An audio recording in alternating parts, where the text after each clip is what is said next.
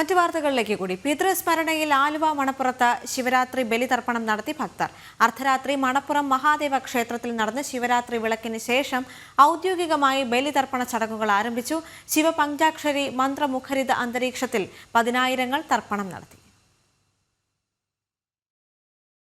ശിവരാത്രിയിൽ മണപ്പുറത്ത് ബലിയർപ്പിച്ചാൽ പിതൃമോക്ഷം ലഭിക്കുമെന്ന വിശ്വാസത്തിൽ പതിനായിരങ്ങളാണ് ശിവരാത്രി ദിനത്തിൽ വൈകിട്ട് മുതൽ ആലുവ മണപ്പുറത്തും മഹാദേവ ക്ഷേത്രത്തിലുമെത്തിയത്. പൂജാദ്രവ്യങ്ങൾ നിറച്ച നറുക്കിലയിൽ ബലിപിണ്ഡം സമർപ്പിച്ച് പെരിയാറിൽ മുങ്ങി നിവർന്ന് പിതൃതർപ്പണ പുണ്യം നേടിയാണ് ഭക്തർ മടങ്ങിയത്. പിതൃപരമ്പരകളെ സങ്കല്പിച്ച് ആവാഹിച്ച് അവർക്ക് അന്നവും എള്ളും വെള്ളവും ചേർത്ത് മന്ത്രസഹിതം സമർപ്പിച്ചാൽ തർപ്പണ പുണ്യമായെന്ന് വിശ്വാസം.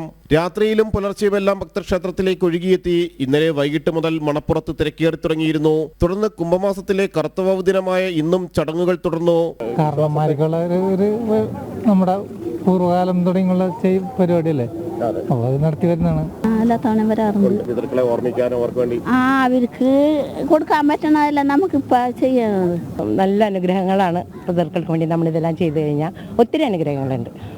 അങ്ങനെ ഞങ്ങൾ ഇത്രയായിട്ടും 82, 72 ഒക്കെ ആയി എന്നിട്ട് പ്രാർത്ഥിച്ചുകൊണ്ടിരിക്കുന്നു. 100-ലധികം ബലിത്തറകൾ പെരിയാറിന്റെ തീരത്ത് ദേവസ്വം ബോർഡിന്റെ നേതൃത്വത്തിൽ ഒരുക്കിയിരുന്നു. 300ഓളം പുരോഹിതർ തർപ്പണ ചടങ്ങുകൾക്ക് കാർമ്മികത്വം വഹിച്ചു.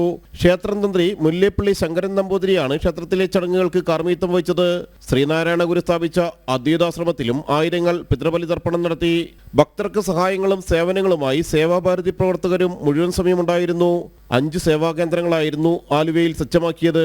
ശിവസ്തോത്ര മുഖരിതമായ അന്തരീക്ഷത്തിൽ പിതൃതർപ്പണം നടത്തിയ ആയിരങ്ങൾക്ക് ഇത് പുണ്യനിമിഷങ്ങൾ. ക്യാമറമാൻ സന്തോഷ് തിരുമലക്കൊപ്പം ജിജീഷ് കരുണാകരൻ, ജനം, കൊച്ചി.